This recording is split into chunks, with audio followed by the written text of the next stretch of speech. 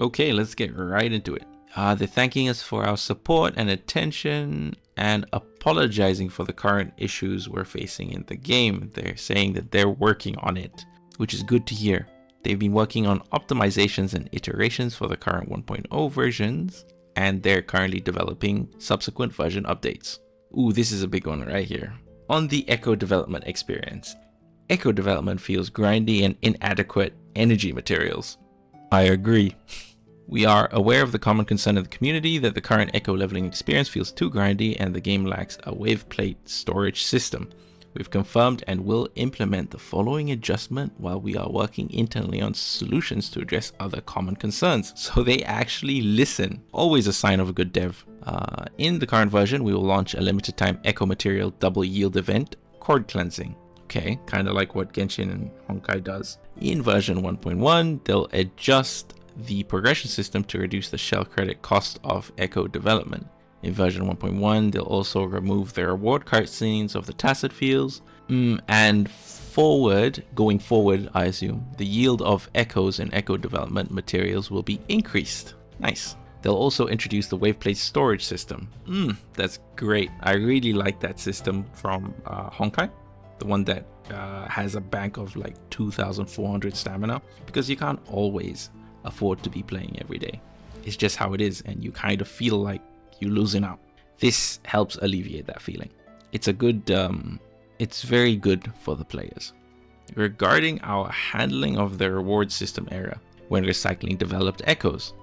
I actually noted this in the mail. So basically what happened, right, is that they noticed an issue where when you recycled an Echo, you got a larger amount of shell credits than more so than usual. So they believed it directly impacted the game's balance, and they fixed it and issued compensations to the players, right? The thing is, what they didn't inform the players of doing is they also removed the additional shell credits players got from the result of this bug, right? And the thing is, obviously players were pissed. They didn't know what was going on. Why were they lacking in shell credits? In my honest opinion, they shouldn't have done that. It really doesn't affect game balance overall. It's not affecting each other's experience of the game. They should have just left it. So following an internal discussion, they've decided to compensate all players with shell credits based on the maximum amount of shell credits that had been unexpectedly yielded. Okay, so they're going to be giving back the shell credits now and also giving extra compensation on top of that to every single player, whether affected or not, 1 million shell credits. Continuing, additionally, to address this poor experience with the ecosystem, we will compensate all rovers with crystal solvent times 20. Wow, that's crazy. Thank you for your understanding and support. No, thank you. Oh, here, the drama on the error in the 5-star weapon description, right? There was a huge issue between a mistranslation for the JP folks, resulting in Kuro having to settle with the players by saying those affected by it to reach out to them. So let's see. As has been discovered by our players, the description of the 5-star weapon Forbidden Summon in the game in certain languages contained a mistranslation. Upon discovering this issue, we promptly corrected the description and issued compensation to our rovers. Yes, indeed, you did. We did get it. We've also initiated a comprehensive internal review of the localized versions of the in-game text across all the languages that we support. Any corrections or improvements made during the process will be included in the upcoming updates, and they're apologizing here for that. In the meantime, they'll offer a one-time compensation of Forging Tides times 5 to all rovers for the known localization issue. Nice. Let's see, version events. Overdash Club. To address our concerns, we are currently in process of redesigning the rules and reward schemes for the upcoming events. I'm confused here. Was there an issue? I've been chilling with the Overdash Club. The only issue I reckon I can think of is that people were complaining the rewards was far less than expected for an event. We'll introduce a new limited time special event, Wuthering Exploration, to offer new rewards and content, improving your game experience. The event rewards will be Ashrite times 800 plus what looks like morphable elite class echoes. Oh, okay. Premium tuners and Echo XP rewards. Nice. So it was probably complaints about rewards not being enough. Like Overdash Club has been pretty chill, guys, right? On future version update timeline. Okay. Since the official launch, they've received extensive feedback and they've been listening very closely. They're grateful for the enthusiasm and support, which has exceeded their expectations. All right. Oh, wow, look at that. So they're advancing the release of subsequent content in version 1.0 to start on June the 6th. That's, well, from this video, in 4 days time. This will include the companion story, Solitary Path for the Resonator Yinlin, and the featured Resonator Convene event, When Thunder Pours. Once again for Yinlin, the limited time challenge event, mentioned in the live stream, Alloy Smelt, along with many more spin-off events and features. That's amazing. For players like me who have like pretty much finished everything and are just chilling, this is great news. Wuthering Waves 1.0 will last until June the 28th, after which there will be a server downtime to implement the updates for 1.1, Thaw of Eons, which will include a new area, Mount Firmament, new Resonator Jinxie and Changli, and a new boss, Jue. I thought Jue was on the good side. I must have misread the story. But anyways, to compensate, Radiant Tide times 10. Oh, that's amazing. Thank you for your understanding and continued support. Cool. Let's see, combat and control experience optimization. So they've heard our feedback regarding the poor experience with auto aiming and auto lock on. Ooh, I didn't notice this. There was a period where it was okay and then it suddenly just got bad. Like, I don't know what they did, but there was definitely a switch there. But it's good to see that they're working on it. Auto aiming, auto lock on, this was my particular issue. So they've disabled the combat camera correction. Thank you. They've also optimized the default values and range for combat camera settings, okay. Boss's existing combat state unexpectedly. The aggro ranges for Thundering Memphis, Crownless, Lampy Lumen, Myriad, and Impermanence Heron have been adjusted or will be adjusted, and the prerequisites for enemies to leave the combat state to reduce abnormal disengagements. Okay. Ghost Touch issue on mobile. They've expanded the anti-ghost touch areas around buttons, and future versions will also include further optimizations for mobile controls. That's a good thing for the mobile players. Right now, I feel like the majority of optimization issues are on the mobile.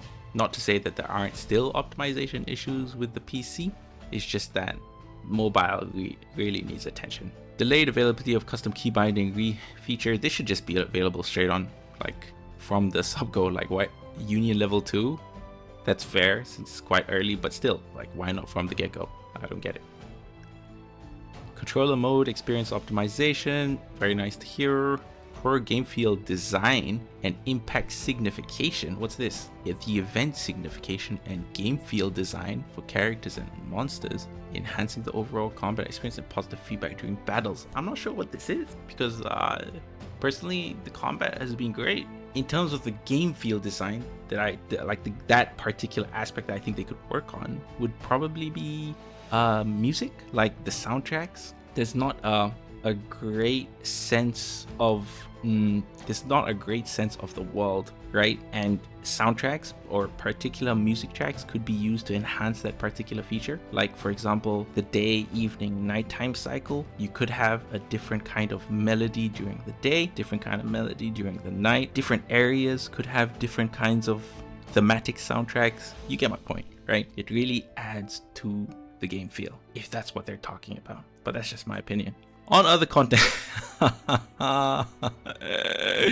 yo, you guys see the Reddit posts on this? Like, I bought a 1,500 flower, guys, and break my account kind of thing. Hilarious. But yeah, they should put a limit. To be honest, they should put a refund thing too, because like that mistake really hurts a player. Audio and sound effect bugs. Excessively loud ambient sounds. Okay, so they're working on issues with the sounds. That's good to hear. And they'll continue to optimize it. Performance issue, crashes and instability. They've been great with the PC. It's been running smoothly for me. We're currently identifying the cause of other crash reports and will continue to implement fixes. Okay, so they're continued working on it. That's good. That's good. There are still issues that I hear. Like, there are people that are having memory leak issues causing beeping noises as they move their mouses around. That's one that could be looked at. I hope they are looking at it. Depths of Elusive Realm event optimization updates. We have received numerous player feedbacks and suggestions regarding the depths of Elusive Realm. The upcoming version 1.1 update will further improve this event and add new content, including more playable characters, new challenges, and new mechanics and new buffs. Now, here's the question. Is this an event that's going to come and go? Because that's what event usually signifies. Or is this permanent content? Because it should be permanent content. it should be. I've had so much fun with it. Basically simulated universe from Honkai, and it just adds so much, right? But yeah, no, it's a good experience. And then they sign off by saying that they're going to listen to all our feedback, organize and optimize, and keep resolving these issues to make it a better game. And then they'll share and communicate with us as they do. Again, great sign, right? Devs should stay in communication with their players. Going radio silence is never the answer. Since the global launch, they've been disheartened by their inability to provide high quality gaming experience to all our rovers, and they understand that continuously releasing better versions and content is their current goal and mission.